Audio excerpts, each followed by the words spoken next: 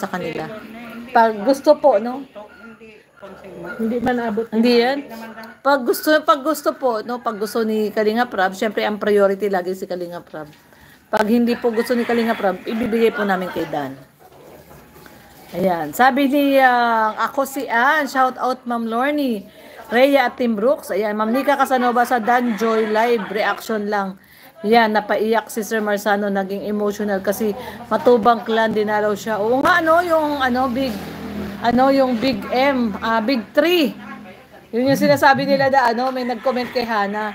Sana daw may i-repair daw doon sa Big, Boss M. 3M pala, 3M. Tinanong namin, sino po yung 3M?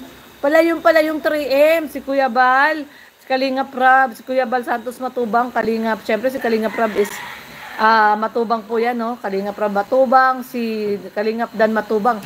Yung 3M daw. Pala yung 3M na sinasabi nila.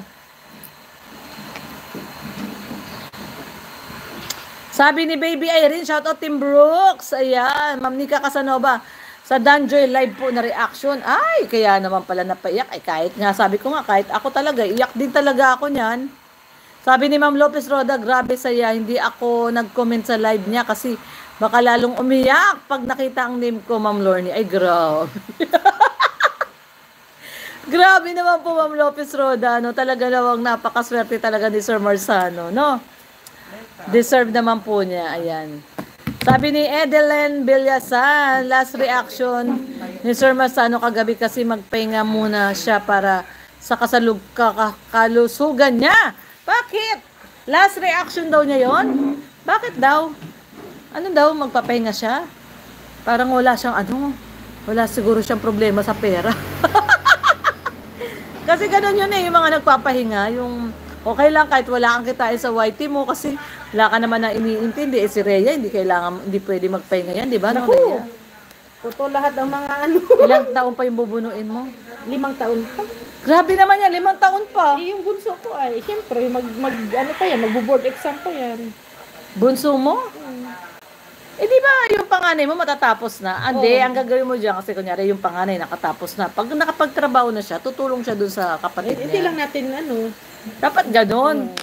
Mo sa utak niya yun na, anak, hirap na si mama mo. Dapat pag nakapag-graduate ka na, nakapagtrabaho ka na, tutulong ka naman kay ading mo. Tulong yan kasi yun. Tulong medical course yung course di ba? Tulong ka kay ading, gano'n dapat. Kasi kami noon dati, yung panganay namin talagang inano talaga sa ulo niya na, kumbaga parang minulat siya na gano'n na pag nagkatrabaho na siya, tutulungan niya yung mga kapatid niyang mga nakakabata sa kanya. Diba? So, ayan, shout out sa ating lahat. Chris 24, tuloy-tuloy lang po tayo. Mag-marathon episode 24. Sana bago mag-birthday si Joy, maka 1M. Ay, opo. Ano na ba ngayon? 500. 500,000 na. Mahigit na yun. Mahigit na. 549. Ma'am Miriam Zuela, ayan, Aisha Raman, 1230, ayan, shout out, love Ma'am Lorny. Sabi ni Ma'am Kishara Miles, Ma'am Susana Mangampo, ayan, Ma'am Lisa Batak, shout out Tim Brooks, super happy tayong lahat sa success ng episode 24, ang taas ng rating. 544K na po kanina, na 1M, baka mag 1M na, ayan. Naku, sana nga po, no, tuloy-tuloy lang po, 549 na. 600K na daw, magsi-600K na. Ay, grabe. Ano po ang masasabi nyo sa photoshoot ni Joy at ni Kalingap? About kay Ano yan? Yung kinikwento niya. Kulot, muntik,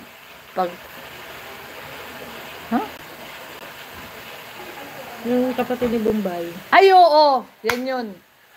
Yan yun. Diba?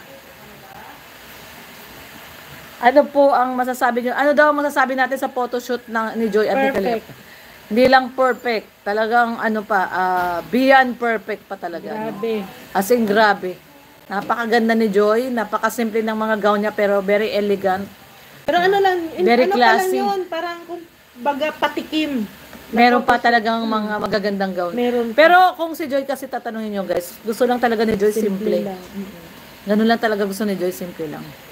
Pero napaka-elegante, no? Grabe.